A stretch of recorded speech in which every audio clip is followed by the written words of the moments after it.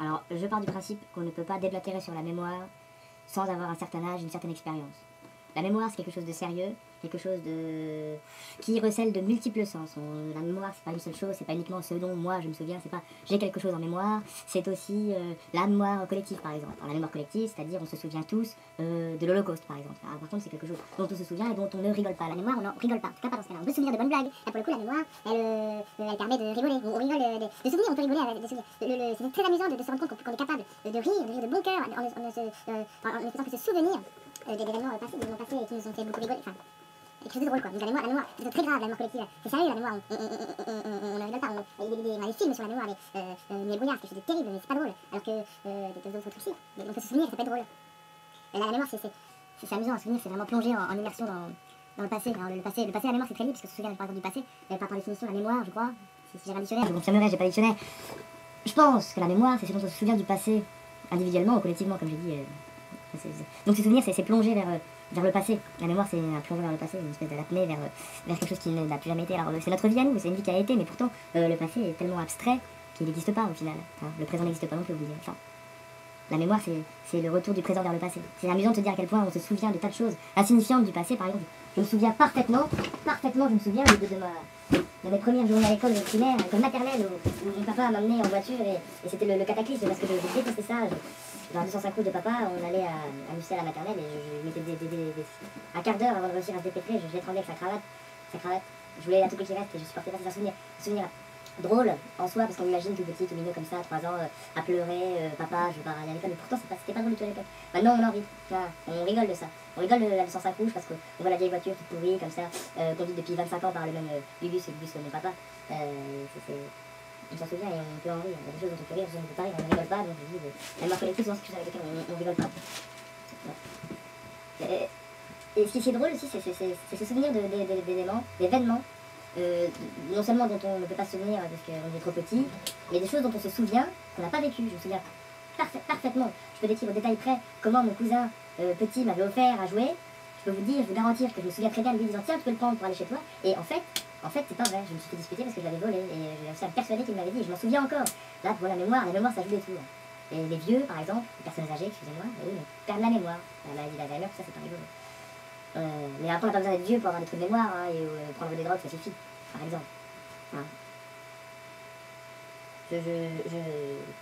Je pense qu'on peut pas parler de la mémoire sans parler du passé. Hein. Du passé ou de l'antériorité. On se souvient de quelque chose qui a eu lieu, on ne se souvient pas. Moi je commence à me souvenir de choses que mon grand-père a vécu jeune, par exemple. C'est vraiment le passé. Le passé parce que c'est l'histoire, parce que c'était la guerre, et parce qu'il nous a tellement raconté que sa mémoire, elle découle un peu. C'est comme si c'était génétique, comme si on se souvenait comme ça. Après, je pense que c'est on est pas obligé de se souvenir des grands-pères, on se souvient de tas de trucs. La mémoire, c'est un sac de nœuds incroyable. Il y a rien de moins exact que la mémoire, c'est tout sauf une science. Exact. Est-ce qu'on peut même parler de science? Là, je pense pas. On peut parler de science. La mémoire, c'est bien trop abstrait pour pouvoir déblatérer là-dessus. On en parle, la mémoire, je me souviens que... Mais alors, il n'y a rien de moins stable que la mémoire. Par exemple, on appelle à la barre des témoins pour des affaires de meurtre, de viol, des trucs affreux. On repose des questions aux témoins, qui se souviennent d'avoir vu. Et ça, voilà, ça c'est bien, hein, on a que ça, quoi. La mémoire, c'est quand même tout ce qui nous reste. Certains diront que c'est une des seules choses qui nous sépare du monde animal, la mémoire.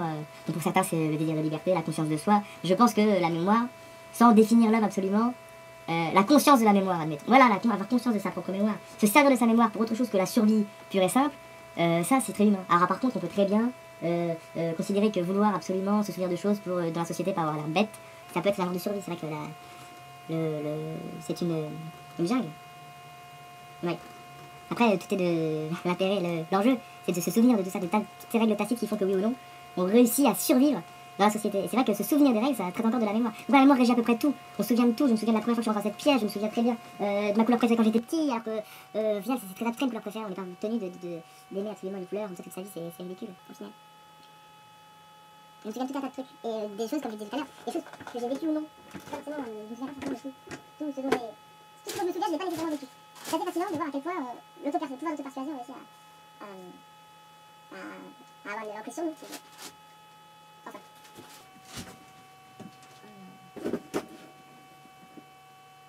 J'ai oublié ce que je voulais dire. Vous voyez, je patauge. Je suis en train de me noyer un peu là dans les souvenirs.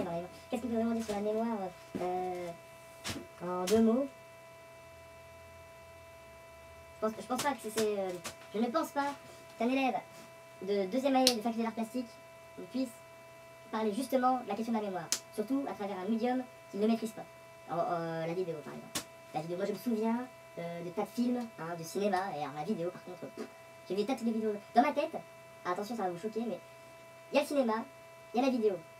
Faut pas que, si on fait de la vidéo, il ne faut pas faire comment ça devenir intéressant, sinon on n'a pas ça du cinéma. Et inversement, du cinéma chiant, on dit c'est de la vidéo. Non oui, je plaisante. Bah ça vous pourrez vous en souvenir, c'est marrant.